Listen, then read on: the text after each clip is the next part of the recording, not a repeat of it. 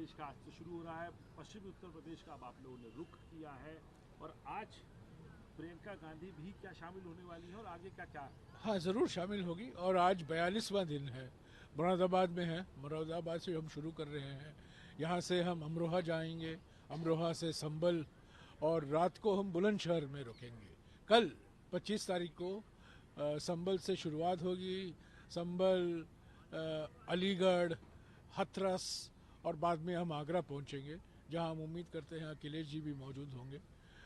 आगरा से हम धौलपुर जाएंगे और कल शाम को करीब 5 बजे हम धौलपुर पहुंचेंगे।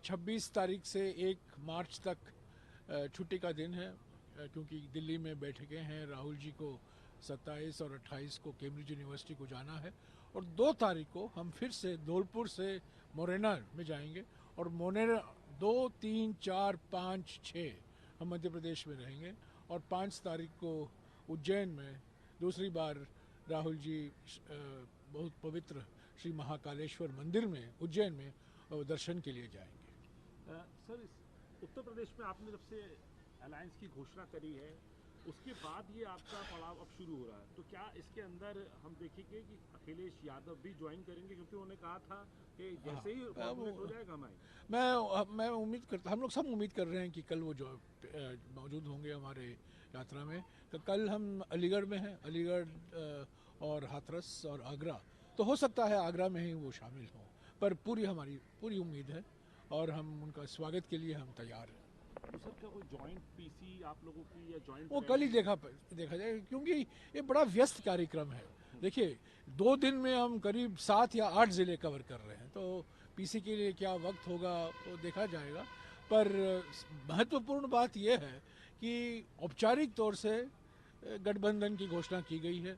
17 सीटें कांग्रेस को मिला है, 1 सीट चंद्रशेखर आज़ाद जी की पार्टी को मिला है, और बाकी सीटें सपा लड़ेगी। और समय लगा अंतिम रूप देने के लिए, हमें कुछ लेना पड़ा, हमें कुछ देना पड़ा, तो कुछ कॉम्प्रोमाइज़ का यही है ना, समझौता की परिभाषा यही है कि कुछ देते हैं और हम कुछ लेते हैं, तो ठीक है। तो और आज आम आदमी पार्टी और कांग्रेस के गठबंधन की भी घोषणा की जा रही है औपचारिक तौर से। तो बार बार ये कहा जाता था कि कांग्रेस पार्टी सुस्त है, सोई हुई है, वो इंटरेस्टेड नहीं है, दिलचस्पी नहीं दिखा रही है गठबंधन।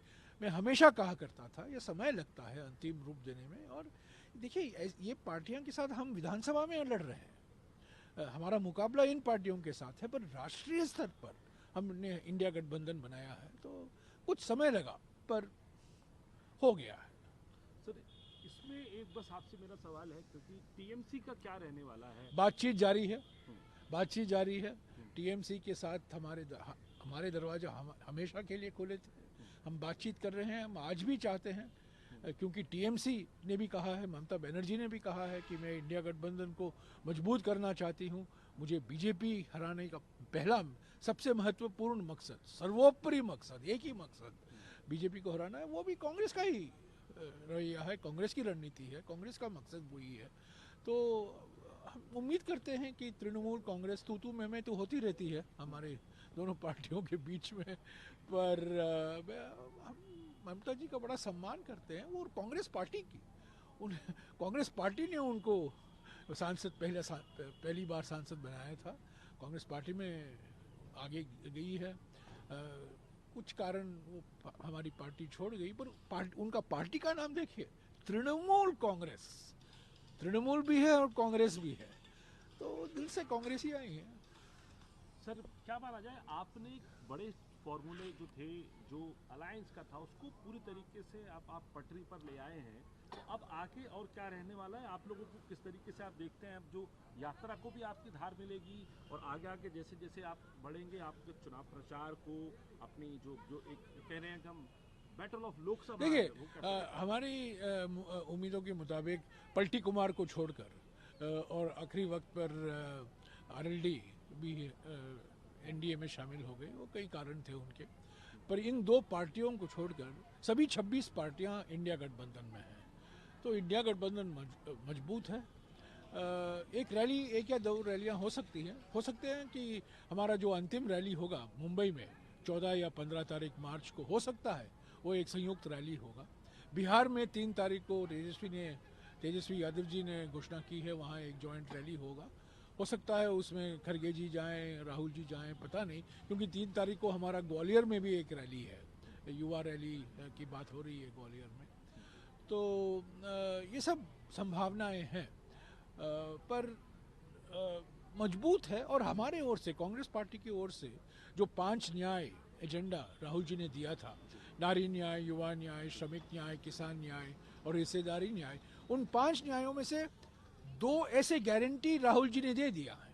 हालांकि मोदी गारंटी कह रहे हैं, पर हमारी ओर से जो गारंटियां गई कि हम एमएसपी को कानूनी दर्जा देंगे और स्वामीनाथन फॉर्मूला जो खेती की लागत है, जो कॉम्प्रिहेंसिव, जो विस्तृत रूप से जो खेती की लागत होती है, उसको 1.5 गुना करके एमएसपी उसके आधार पर ही तय किया जाएगा और उसको कानूनी दर्जा दिया जाएगा। इसका गारंटी हमने दिया है, ये किसान संगठनों की मांग है।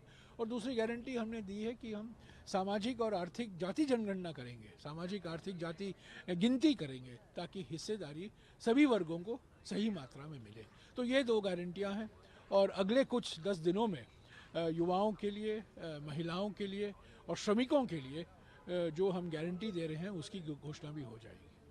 सर, आखिरी और बड़ा महत्वपूर्ण सवाल आपसे पूछना चाहूँगा मैं सर कि अब यात्रा का आप कितना मीनिंग, आप क्या रिस्पॉन्स देख रहे हैं आज वेस्टर्न यूपी में, खासकर क्योंकि किसानों की बेल्ट है ये जो है। देखिए, उत्तर प्रदेश में तो जो स्वागत मिला है, जो उत्साह और ऊर्जा देखने को मिला है, चंदौली, वाराणसी, प्रयागराज, बाद में प्रतापगढ़, अमेठी, रायबरेली और अब अगले 2 दिन पश्चिम उत्तर प्रदेश में रहेंगे। युवा उत्सुक हैं, महिलाएं उत्सुक हैं। यहाँ तो बेरोजगारी सबसे बड़ी समस्या है, पेपर लीक की समस्या तो है ही है यहाँ, और पर खास तौर से इस इलाके में किसानों की बड़ी समस्या है। और अफसोस की बात है कि एक युवा नेता हमारे देश के, जिन्होंने एक अच्छा नारा दिया था कुछ साल पहले, जिन्ना नहीं गन्ना, पर वही आज वो एनडीए की गोदी में जाके बैठ गए हैं।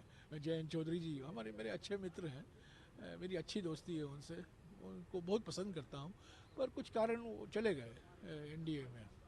तो उन्होंने अच्छा नारा दिया था, गन्ना, जिन्ना नहीं गन्ना। तो यहाँ पश्चिम उत्तर प्रदेश में तो खास तौर से किसान से जुड़े हुए मामले हैं और किसानों पर जो अत्याचार हो रहा है, किसानों पर जो अन्याय हो रहा है। देखिए, पहली बार किसान के खिलाफ राष्ट्रीय सुरक्षा कानून लगाया जा रहा है। और लाल बहादुर शास्त्री जी ने क्या नारा दिया था देश को, जय किसान। और नरेंद्र मोदी क्या नारा दे रहे हैं, जय किसान नहीं, जेल किसान। किसानों को जेल में डाल रहे हैं। ये अत्याचार हुआ, अन्याय हो रहा है, तो मारा भी गया है, ड्रोन से आंसू के गैस भोड़े जा रहे हैं। तो ये बहुत बड़ा मुद्दा है इस खास तौर से पश्चिमी उत्तर प्रदेश में। और राहुल जी तो इसके बारे में कई दिनों से कह रहे हैं। बिहार में उन्होंने कहा, झारखंड में कहा, उड़ीसा में कहा, उत्तर प्रदेश में तो कह ही रहे हैं। तो किसानों को लेकर जो मुद्दे हैं, गारंटी, एमएसपी गारंटी, कर्जा माफी, ये सब बहुत अहम मुद्दे हैं। देखिए, आप चंदादाता को आप सम्मान करते हैं और अन्नदाता को आप बेईमान करते हैं, गलत। लेकिन सर, आप लोग आरोप लगाते हैं, आप लोग मुद्दा उठाते हैं, लेकिन आपको तुरंत काउंटर मिलता है। 40% सरकार आपने कर्नाटक में नारा दिया था, अब उसके खिलाफ कोर्ट चले गए बीजेपी के लोग और सम्मान कर दिया गया है। राहुल जी ने कहा कि जो वाराणसी का मुद्दा उठाया उसको प्रधानमंत्री कह रहे हैं। देखिए, भोकलाए जाते हैं ना, ये भोकलाए जाते हैं, परेशानी में हो जाते हैं। कल मैंने एक प्रेस कॉन्फ्रेंस की, इन्होंने जिस तरीके से ईडी, सीबीआई और इनकम टैक्स का दुरुपयोग किया है, 30 कंपनियों से इन्होंने चंदा इकट्ठा किया है, ईडी की धमकी देकर, सीबीआई की धमकी देकर, इनकम टैक्स की धमकी देकर। 2018-2023 यानी कि 5 साल में इन 30 निजी कंपनियों से बीजेपी को 335 करोड़ रुपया चंदा मिला है। ये इलेक्टोरल बॉन्ड नहीं, ये चंदा है, ये हफ्ता वसूली है। तो ये आरोप नहीं है, ये हकीकत है। ये जानकारी हमने इलेक्शन कमीशन के वेबसाइट से प्राप्त की है। कंपनियों के नाम भी हैं उसमें, क्योंकि पार्टी को कंपनियों का नाम देना पड़ता है इलेक्शन कमीशन को। तो 30 ऐसे कंपनियां हैं। 2018 के पहले कोई चंदा नहीं दिया करती थी बीजेपी को, पर तब ईडी लगाया गया, सीबीआई लगाया गया, इनकम टैक्स लगाया गया और 335 करोड़ रुपया बीजेपी को आया। अभी उसका खंडन करें। हमने तो वित्त मंत्री को खत लिखा है, सुप्रीम कोर्ट मॉनिटर्ड इंक्वायरी होनी चाहिए, आप रिबटल दीजिए, आप उसका खंडन कीजिए। अब तक तो चुप ही है, उस पर तो कुछ नहीं कहेंगे। बेकार की बातें में चले जाते हैं।